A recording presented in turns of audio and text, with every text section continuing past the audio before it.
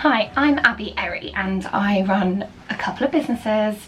I'm your biggest cheerleader if you're a small business, and I'm here to show you my journey. So I've actually got a really busy day today in the office, various meetings for my businesses. So I thought I'd take you on the journey and we can talk a little bit about time planning. Starting off with a run, which is a new goal of mine. I'm hoping to go and do a bit of couch to 5k vibes. I have run in the past, but it's been a long time, so I'm going to take this one with me and see how we go.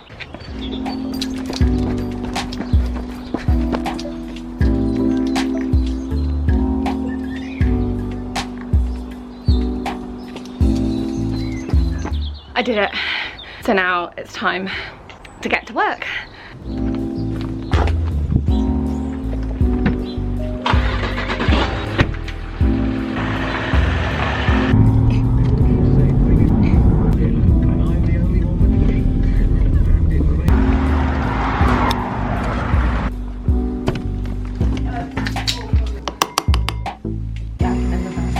I don't mind.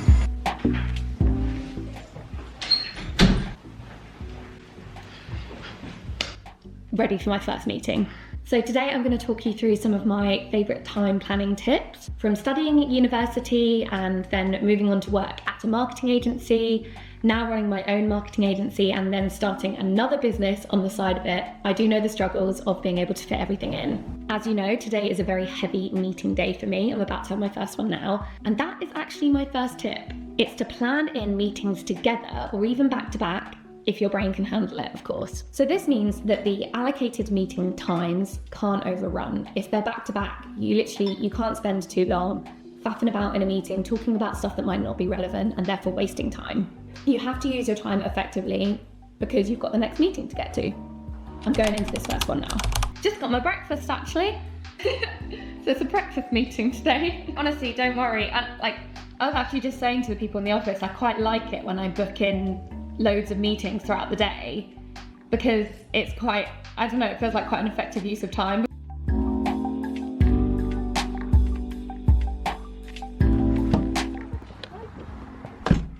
First meeting done and heading out to the next one.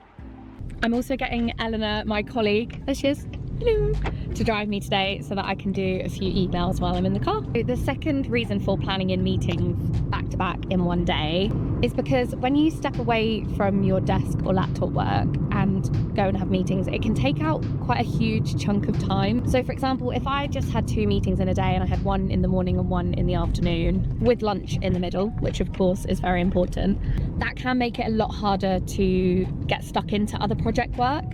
So just book in all your meetings in one go. So you might be thinking, okay, Abby, how do you actually get any work done when you do have a full day of meetings? And to be honest, the truth is, I don't really get much work done other than the meetings. But that is the point in packing them all into one day, because it means they're not taking me away from or distracting me from bigger projects that I'm doing in the week.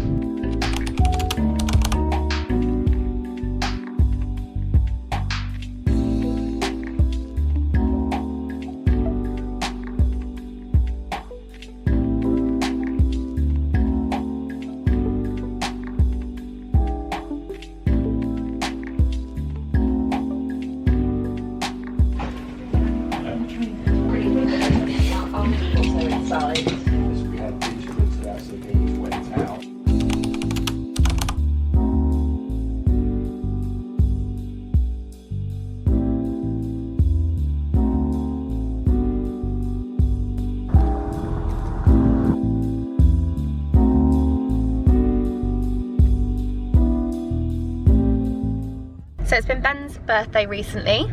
Here he is driving me. So we are off for a pub lunch with his parents in the middle of the day, which is glorious, in between all the various meetings. Also, once I've eaten, I'm going to be telling you my second time planning tip. You went on the vlogs before, because you weren't born. Planning your time as a business owner, tips for doing this as a business owner. So, because business owners are my audience, small business owners, they'll then hopefully be able to resonate with them.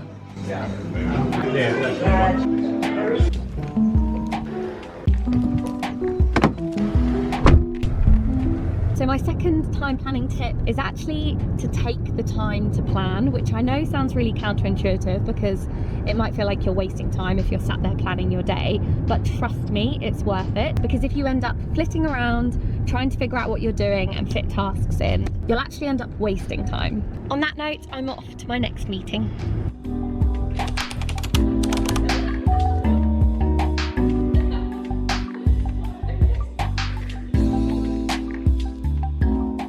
I'm pleased to tell you that my meetings of the day are finished!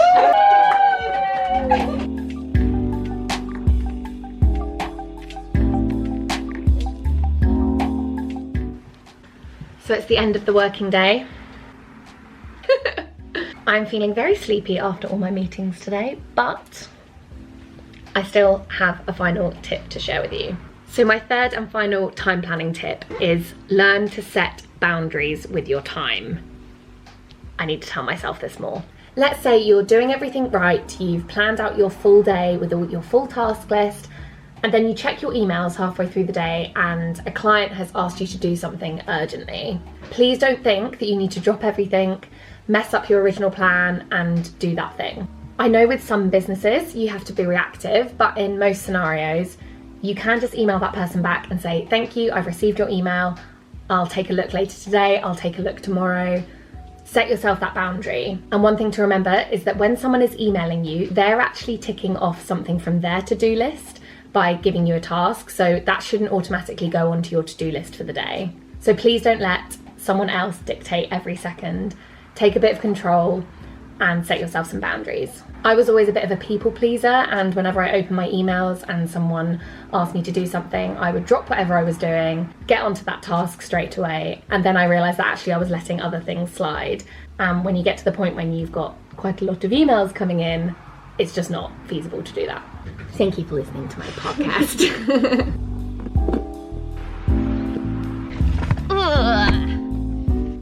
So back at home, and if today wasn't enough socialising and spending time with humans, I have got dance this evening. I'm gonna do a quick change and take you to dance with me.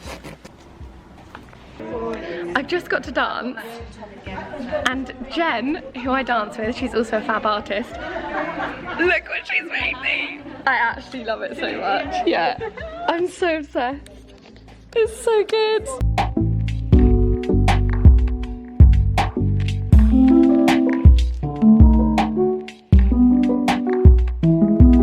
Dance is done, and honestly there's not going to be much more to show of my evening because I'm completely knackered after all those meetings, but thank you so much for coming on this journey with me. One of my first vlogs back for a really long time. I hope you've enjoyed seeing a bit of an insight into what I do for my businesses. Honestly, every day it changes. There's always different things going on, so I'm excited to have you on this journey with me. Thanks so much for watching. Don't forget to like and subscribe to this video, and I'll see you on the next one.